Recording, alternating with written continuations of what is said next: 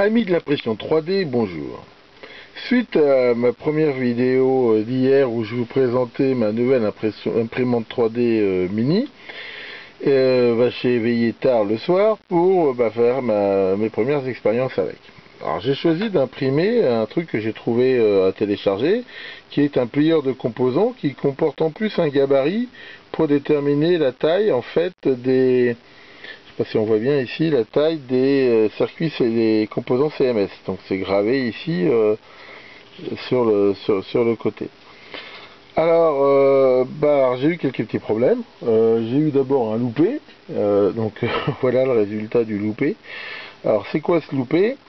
En fait, le principe de l'impression ici, c'est qu'on met ici cette plaque perforée, on voit qu'elle est perforée de plein de petits trous, qui se monte sur cette plaque support ici qui est chauffée, et l'idée c'est que lors de l'impression 3D, le système va faire en fait un support qui sera perdu après, mais qui va fondre et s'ancrer dans les trous de façon à tenir la pièce pour qu'elle ne bouge pas.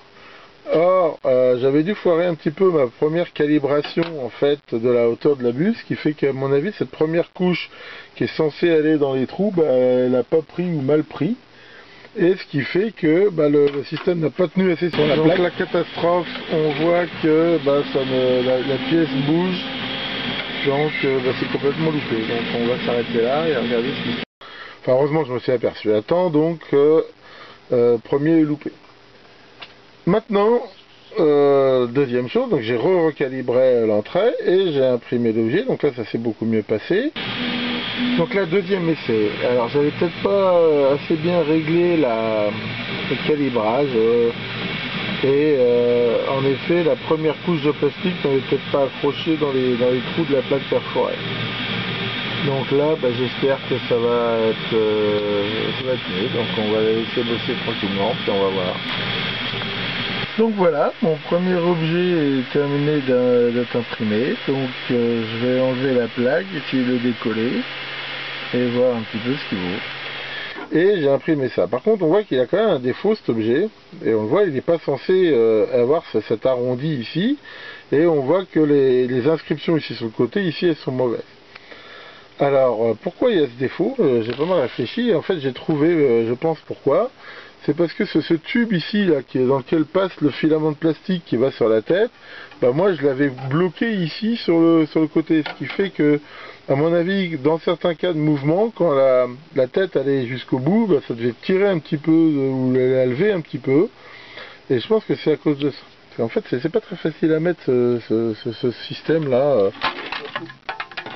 D'accord, voilà, je viens de tout foutre par terre.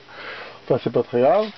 Et en fait, c'est pas très facile à mettre pour que ça gêne pas justement le passage du câble. Donc je pense que c'est ça. Donc de toute façon, je vais faire un deuxième essai là d'imprimer un objet. Et je verrai si le problème vient de là, mais je pense que ça vient de là.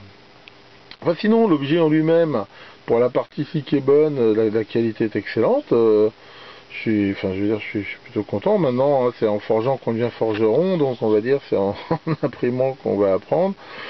Et globalement, je veux dire, c'est plutôt quand même bien fait. Le soft est très bien fait. C'est plutôt sympa. Donc voilà pour cette première expérience. Je ne manquerai pas de vous faire part de mes futures découvertes sur cette imprimante. Merci de votre attention et à bientôt pour de nouvelles vidéos.